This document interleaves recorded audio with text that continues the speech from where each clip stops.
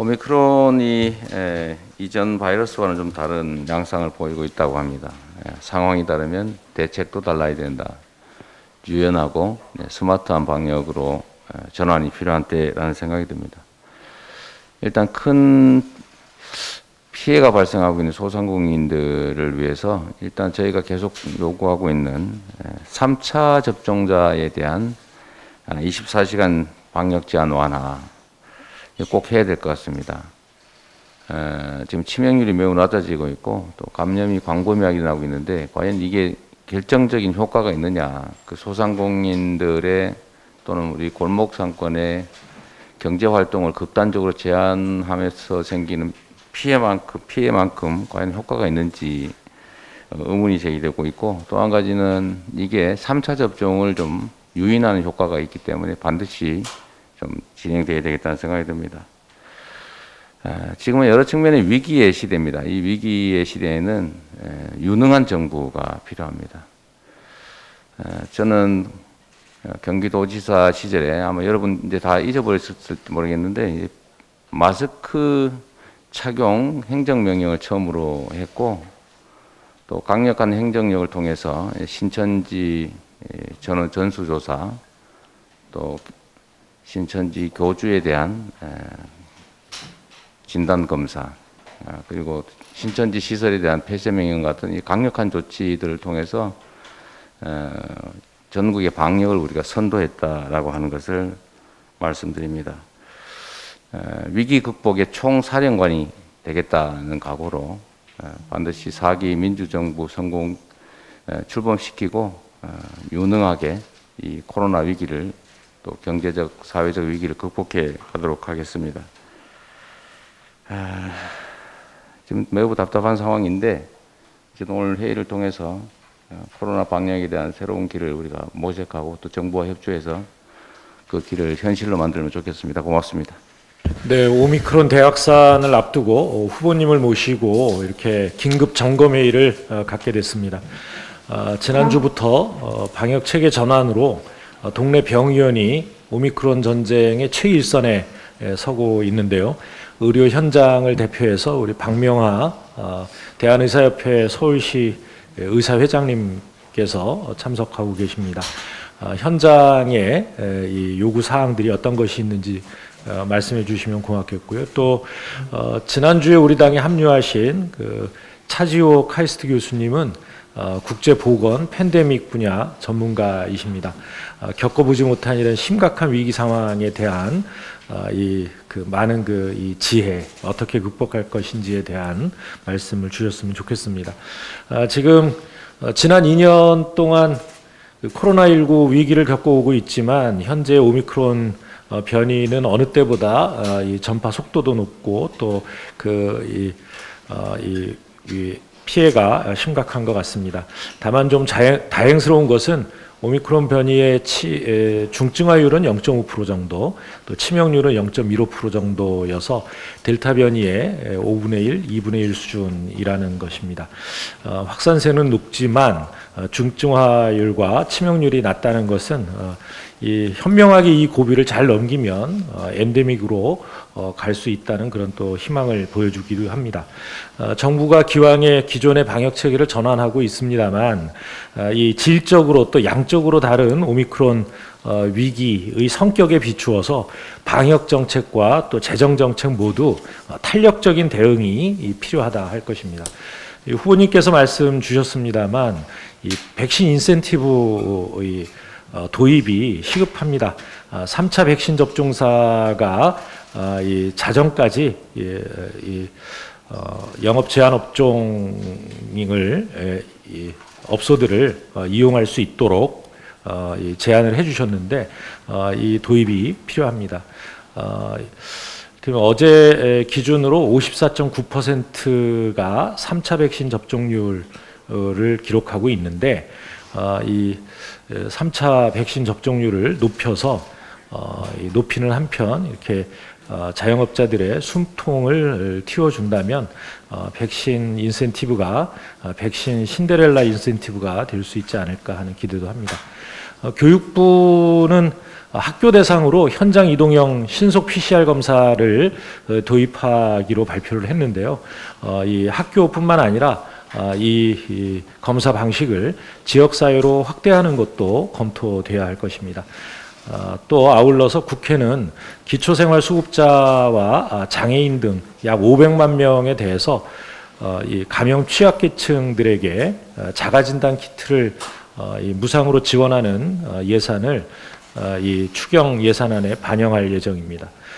약 492만 명에 대해 주 2회 8주간 신속 항원검사 키트를 지급하는 사업으로 어제 복지위에서는 어린이집 영유아 종사자까지 지원 대상을 확대하는 것으로 관련 예산을 의결했습니다.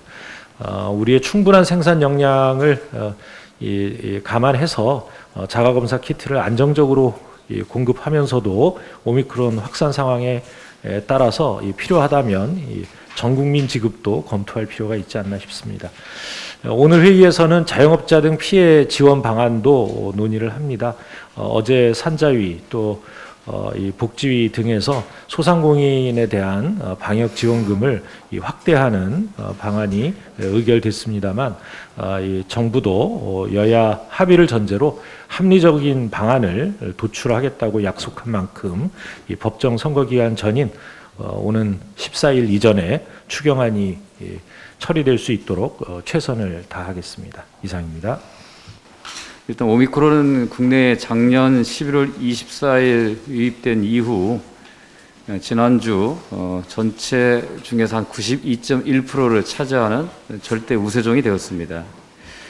델타 대비해서 전파력은 2 내지 4배가 높지만 중증화율은 약 한 0.45%, 치명률은 0.22% 수준으로 델타 대비해서 약 3분의 1 정도 낮은 것을 평가합니다. 현재 확진자들은 한 3만 명을 초과하는 그런 상태고 향후 계속 늘어날 것으로 예상하고 있고요. 어제 질병청의 예측에 의하면 2월 말경에는 국내 확진자가 13만에서 17만 정도 달할 것으로 전망하고 있습니다. 오미크론의 위험도는 상대적으로 중증 치명률은 낮고 무증상 경증 환자가 다수인 특징이 있습니다. 그래서 지금처럼 모든 확진자에 대해서 동등하게 집중하는 방역 의료 체계의 효율성이 떨어지므로 오히려 고위험군의 관리 미흡 문제가 야기될 수가 있습니다. 그래서 앞으로 고위험군의 중증 사망 방지에 집중하면서 오미크론 맞춤형 방역 의료 체계로 시급하게 정착시킬 필요성이 있습니다. 현재 치료 병상 확충 현황은 전체적으로 병상 가동률은 중증 18.4%, 준중증 47.2%, 중등증 45.3%로 비교적 안정적으로 여유가 있는 형편이고요. 앞으로 의료기관의 병상과 생활치료센터의 병상을 추가 확보할 예정입니다. 오미크론 대응하는 방역 의료 체계도 변화를 추구하고 있습니다. 일단 확진자 조사 방식을 좀 간편히 하고 자가 격리 앱을 폐지할 예정입니다.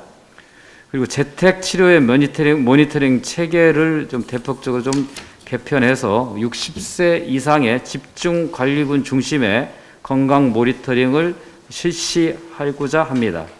그리고 병원, 특히 호흡기 전담 클리닉 등 동네 의원들이 병의원들이 참여하는 이런 협력 대응 체계를 통해서 환자들을 관리하고 있습니다. 해외에서도 오미크론에 따라서 변화가 있는데요. 영국은 이미 오미크론의 정점을 지나서 감소 추세로 판단하고 방역 조치를 완화했고요. 프랑스와 독일은 아직은 정점이 지나지 않은 상향으로 거리 두기는 소폭 완화 유지하면서 접종을 늘려가는 추세이고요. 이스라엘은 유행의 정점이 지나지 않은 상황에서 방역 조치 완화로 급격한 확진 위중증 사망이 증가했다고는 최근 보도가 좀 있었습니다. 앞으로는 오미크론을 어떻게 대응할 것인가에 대한 설명입니다. 일단 가장 중요한 것은 재택 치료 역량을 크게 늘리는 것입니다. 2월 말 이후에 확진자가 늘어남에 따라서 위중증 사망자 증가할 가능성에 대한 대비가 철저하게 필요하고요. 그리고 재택 치료 증가에 따라서 동네 병원의 검사 치료 체계의 안정적인 확충이 필요하다라고 생각합니다. 예, 이상입니다. 이 방역 조치로 인해서 소상공인과 자영업자들의 어려움이 가중되고 있고 벼랑 끝에 내몰려 있는 상황입니다. 정부는 그동안 6차례에 걸쳐서 현금 지원 등을 해왔었습니다. 대략 금액은 이제 150만 원에서 많게는 2천만 원까지 했었는데요. 총 규모로 보면 1.4조 원에서 6조 정도씩 지원했었으나 대체로 원발의 오줌 누기 수준인 것으로 보여집니다. 지난해 10월부터 손실보상제도가 도입이 됐는데 평균 지급액이 286만 원 정도에 불과해서 실질적인 피해 지원에도 여전히 역부족인 상황입니다. 이 관련해서 올해 지금 1차 추경안이 제출되어 있는데요. 대략 2차 방역지원금으로 320만 자영업자들에게 300만 원씩 지급하는 걸 핵심으로 한 보상금이 제한되어 있습니다만 여전히 부족하다는 게 대체 의견입니다. 다음 페이지 보시면요. 이 관련해서 이제 예결위에서 본격적인 논의가 있겠습니다만 산자중기위에서 어제 소상공인들의 손실보상을 좀 더 현실화해야 될 필요가 있다고 봐서 연매출 규모를 현재는 10억 이하만 지원을 해왔는데 이거를 연매출 100억 이하 규모까지 확대하는 것으로 해서 대략 한 6, 7천 소상공인들에게 지원을 확대하는 것으로 하고 이 손실보상률도 현재 80%에서 100%로 하향액도 50만 원에서 100만 원으로 올리는 것으로 해서 대략 한 2조 5천억 정도를 증액했고요. 또 소상공인들에 대한 지원을 현재 300만 원에서 1,000만 원으로 높이는 안을 증액 발의했습니다. 대략 22조 원 정도가 소요될 것으로 보입니다. 방역 보건과 관련해서는 우리 맹성규 위원님께서 별도로 보고가 있으실 것이고요. 그 산자위 소관은 아닙니다만 여러 이 특고 노동자나 문화예술계 지원 등에도 대략 한 4조 6천억 정도가 필요할 것으로 보여집니다. 대상자는 별도로 참고하시면 되고요. 백신 인센티브 관련해서 이재명 후보님 말씀이 있으셨는데 그 통계를 쭉 참고하시면요. 실제 지금 코로나 확진이 가장 많이 되는 계층이 20대에서 40대까지가 가장 많이 코로나 확진이 되고 있습니다. 그런데 이 층의 현재 3차 접종률이 60세 이상은 86%인데 반해서 20대에서 50대까지의 3차 접종률은 53% 수준입니다. 그래서 이 층에 대한 집중적인 3차 접종이 현재 필요한 상황이고요.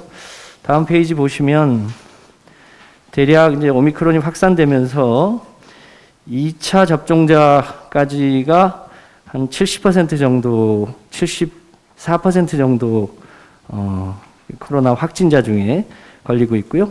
3차 접종자도 일부 돌파 감염이 되고 있습니다만 중증으로 가는 비율로 보면 3차 접종까지 하면 훨씬 더 중증화율이 낮아지고 있어서 후보님 말씀 주신 대로 3차 접종자에 한해서 12시까지 영업을 허용할 경우에 충분히 3차 접종의 유인 효과와 소상공인들의 여러 가지 사회적 고충을 해결하는 데 크게 도움이 될 것으로 통계적으로도 확인이 되고 있습니다. 나머지 사항은 참고해 주시면 감사하겠습니다. 예, 수급사항 먼저 점검 보고 드리도록 하겠습니다. 2월 6일 9시 기준으로 신속 항원검사 키트 생산 공급 현황입니다. 개인용인 자가검사 키트 생산량은 총 2,741만 명 분이고요. 공급량은 공공, 선별 진료소 등 686만 명분과 민간 부분인 약국, 온라인 포함하여 960만 명 분이 출구되어서 총 1,646만 명이 공급되었습니다. 전문가용은 총 260만 명분이 생산하였고 현 검사 실시 의료기관 지정된 877곳에서 188만 명분을 공급하였습니다. 2월 수급관리 계획입니다. 먼저 수요량을 말씀드리겠습니다. 개인용 수요 조사 결과에 따라 공급 수요 2,200만 명분 우선 공급 후에 매주 1,000만 명분을 민간 대응할 계획입니다. 전문가용은 참여 의료기관 4천여 개소 확대할 경우 1일 20만 명분 곱하기 28일 계산에 따라서 최대 수요 560만 명분이 예측됩니다. 이에 따라서 공급 예정량은 개인용은 약 7,600만 명분 이상 공급 예정이며 전문가용은 약 600만 명분 공급 예정입니다. 공급량을 추가 확보할 계획입니다. 신규 업체 허가로 월 2,500만 명분 추가 생산 가능하고 대용량, 벌크, 허용으로 생산성을 제고하고 수출 물량을 전환해서 국내 유통 제품으로 우선 생산 공급하도록 조정하고 생산에 역량을 집중할 수 있도록 필요시에 배송 지원을 추진할 계획입니다. 신속 항원검사 취약계층 지급 방안입니다. 감염법 예방법에 의거해서 감염 취약계층을 지원 대상으로 우선 검토하되 약 339만 명입니다. 동법에 포함되지는 않았으나 보호가 필요한 중증 장애인, 노숙인, 정신건강 증진시설 입소자, 방문 요양 노인 등 대상을 추가해서 그럼 약 152만 명분입니다. 총 492만 명을 기준으로 할 때 8주간 1인당 주 2회 사용 시 총 7,882만 개가 소요 예상됩니다. 조달 단가 2,420원 기준으로 총 사업비 1,908억 원이 소요 예정입니다. 추경 또는 예비비 확보 및 지자체 경상 보조 형식으로 지원하고 신속한 지원을 위해서 국고 100% 보조 방안도 검토하되 재정당국과 긴밀히 협의하도록 하겠습니다. PCR 검사 확대 및 신속항원 검사 지도 구축 관련입니다. 시도교육청에서 이동이 가능한 현장 PCR 진단 검사실과 원거리 학교의 검체 처치, 수거 등을 지원하되 이동 검체팀을 병행, 운영 지원하기로 교육부에서 발표를 했습니다. 학교뿐만 아니고 지역사회, 학원, 요양원, 교회 등 현장 PCR 검사실을 지역사회로 확대 지원하는 것이 필요합니다. 신속항원 검사 혼잡도 안내 표시 및 의료기관 지도 구축 제안입니다. 현재 서울, 인천, 고양, 세종의 경우 임시 선별 검사소 혼잡도를 알아볼 수 있게 표시하는 시스템이 마련돼 있습니다. 선별 검사소 특히 신속항원 검사 대기와 PCR 검사 대기를 구분지어서 혼잡도를 표시하는 안내 시스템을 정부가 구축해서 전국의 모든 곳에 확인할 수 있게 하고 일선 현장에서는 시간대별로 신속 항원 검사 대기 번호표도 적극 활용하도록 안내할 것이 필요합니다. 자녀 백신의 수량과 의료기관의 유치를 확인할 수 있는 자녀 백신 지도와 같은 신속 항원 검사 의료기관 지도를 구축하는 것을 제안합니다. 이상입니다. 2월 7일 어제 기준으로 2만 9천 명 정도가 발생하고 있습니다.